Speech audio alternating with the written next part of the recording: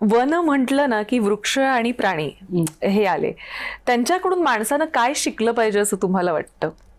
वन्य प्राण्यांचा सर्वात मोठा गुण म्हणजे की माणूस हा असा एक म्हणजे माणसांपेक्षा की भूक लागली तरच वन्य प्राणी जे जे आहेत ते शिकार करतात किंवा जेवढी भूक आहे तेवढीच ते घेतात.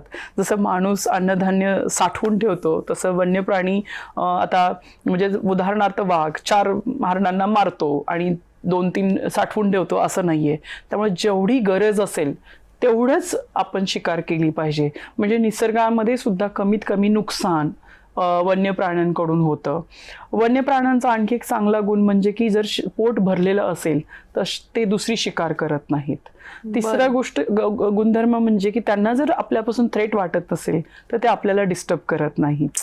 आणि झाडांचं तर काय सांगायचं, त्यांच्याकडून आपल्याला होणारे फायदे म्हणजे आपण जे आज मुंबई दिल्लीपेक्षा का वेगळी आहे, कारण संजय गांधी राष्ट्रीय उद्यान आणि आमचे जे आसपासचं जे परिसर आहे जंगलाचा ते मुंबईचे लंग्स म्हणून, मुंबईची फुफ्फुसं म्हणून काम करतायत. आपल्याला संजय गांधी राष्ट्रीय उद्यानातला जो तुलसी लेक आहे त्यामधून मिठी नदीचा सगळा जो काही पाण्याचा सोर्स आहे तो आहे. उद्यानातून इतर 4 अजून नद्या, दहिसर आहे, पोईसर आहे, या नद्यांचा उगम झालेला आहे. त्यामुळे हे सर्व जे पाणी आपल्याला मिळतं, स्वच्छ हवा मिळते, ती ह्या झाडांमुळेच मिळते. त्यामुळे त्यांची तर महती किंवा त्यांचं महत्त्व अवर्णनीय आहे. तर आपण निश्चित म्हणजे त्यापासून शिकलं पाहिजे की आपल्या जेवढ्या गरजा असेल तेवढंच आपण इतरांना डिस्टर्ब केलं पाहिजे.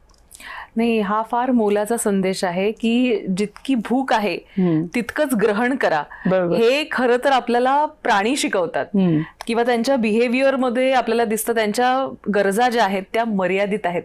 आणि निसर्ग म्हणतो की गरजा मर्यादित ठेवा. हा देखील मला असं वाटतं थोडक्यात जगा आणि जगू द्या. खरंय.